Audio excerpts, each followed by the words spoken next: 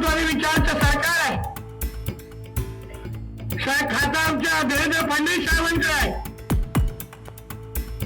FIR मध्ये आज नाव लिहिलं आलं नसेल, कोण असेल वाचवणारे कुठे वाचलेले, पण ते का आमच्या मुख्यमंत्री साहेबांपेक्षा मोठे नाही.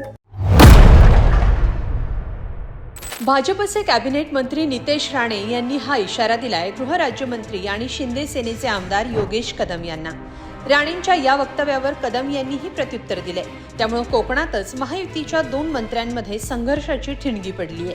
नितेश राणे यांनी एका वादाच्या मुद्द्यावरून योगेश कदम यांचं नाव न घेता हा हल्ला चढवला, ज्यावर योगेश कदम यांनीही राणेंनी आम्हाला शहाणपणा शिकवू नये असं प्रत्युत्तर दिले. नेमकं काय घडलंय पाहूया या व्हिडिओतून. कॅबिनेट मंत्री नितेश राणे यांची दापोलीमध्ये पाचपांढरी इथं हिंदू धर्मसभा झाली.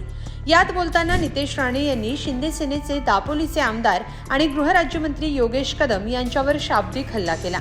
नितेश राणे सभेत म्हणाले की इथून पुढे तुमच्याकडे जर कुणी दगड फेकला तर त्या प्रत्येक दगडाचा हिशोब चुकता होईल. हा विश्वास मी तुम्हाला देतो. काही चिंता करू नका. आज राज्यामध्ये हिंदुत्ववादी विचारांचं सरकार आहे. गृह खातं आमच्या देवेंद्र फडणवीस साहेबांकडे आहे. FIR मध्ये जर नाव आलं नसेल, वाचवणारं कुणी असेल, ते आपल्या मुख्यमंत्री देवेंद्र फडणवीस साहेबांपेक्षा मोठे नाहीत. संबंधित खात्यातील काही लोकांनी हे लक्षात घ्यावं, अशा शब्दात नितेश राणे यांनी योगेश कदम यांचा उल्लेख संबंधित खात्यातील मंत्री असा केला. आधी ऐकूया नितेश राणे नेमकं काय म्हणाले. साहेबांना काय काय घडलं, कसं झालंय, म्हणून तुम्ही त्याची बिलकुल चिंता करू नका. आज जो आलोय तो तुम्हाला विश्वास देण्यासाठी आलो, तुम्हाला ताकद देण्यासाठी आलोय. एक राज्याचा मंत्री तुमच्या इथे येऊन सभा घेऊन तुम्हाला विश्वास देतोय की यापुढे कुठलाही दगड तुमच्या दिशेने आला तर तो दगड, त्या दगडचा प्रत्येक हिशोब चुकता होईल, हा विश्वास तुम्हाला देऊन दाखवाय मी. काही चिंता करू नका. हे कुठे जात नाही, कुठे जात नाही. शेवटी काय करणार, आज राज्यामध्ये हिंदुत्वादी विचाराचं सरकार आहे. खाता आमच्या देवेंद्र फडणवीस साहेबांचं आहे.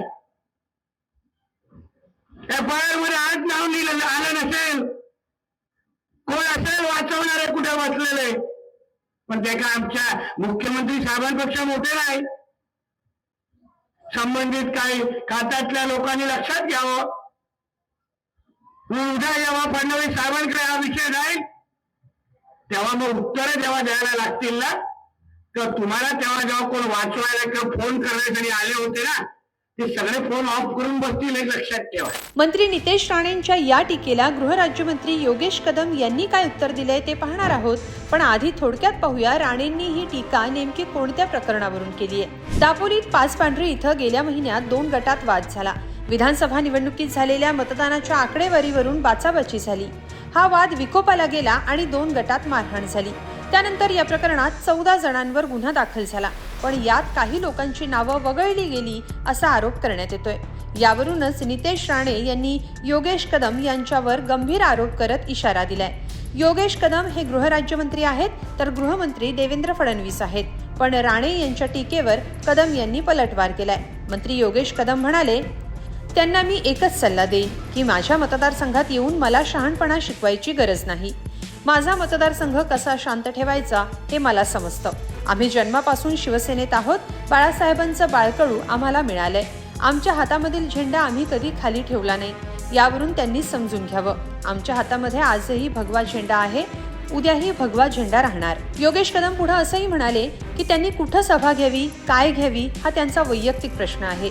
हिंदू धर्माचा प्रचार ते करत असतील तर मला आनंद आहे, पण माझ्यावर जर ते टीका करत असतील तर माझ्या मतदारसंघात येऊन मला शहाणपणा शिकवण्याची गरज नाही, असा टोला योगेश कदम यांनी लगावला. एकंदरीत कोकणातच महायुतीतल्या 2 नेत्यांमध्ये हा संघर्ष पेटल्याचं पाहायला मिळतंय. पण हा संघर्ष कोकणापुरता मर्यादित आहे की राज्यात सत्तेत असलेल्या शिंदे सेनेला भाजपकडून डिवचल्याचं नवं कारण आहे, याची चर्चा राजकीय क्षेत्रात सुरू आहे. आता नितेश राणे योगेश कदमांच्या इशाऱ्याला काही उत्तर देतात का ते पाहावं लागेल. तुम्हाला काय वाटतं कमेंटमध्ये नक्की लिहा आणि लोकमत.com ला सबस्क्राईब करा. धन्यवाद.